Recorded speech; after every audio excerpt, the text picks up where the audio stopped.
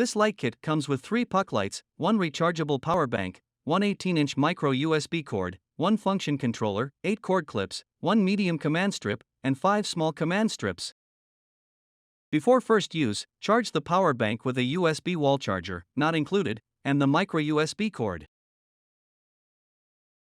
Clean surface with rubbing alcohol.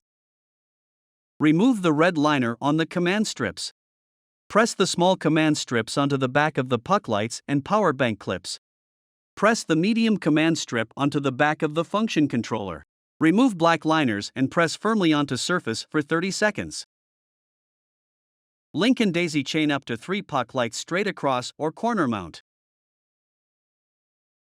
The light can be powered 3 ways, through a USB port, the rechargeable power bank, or a wall outlet with a USB adapter.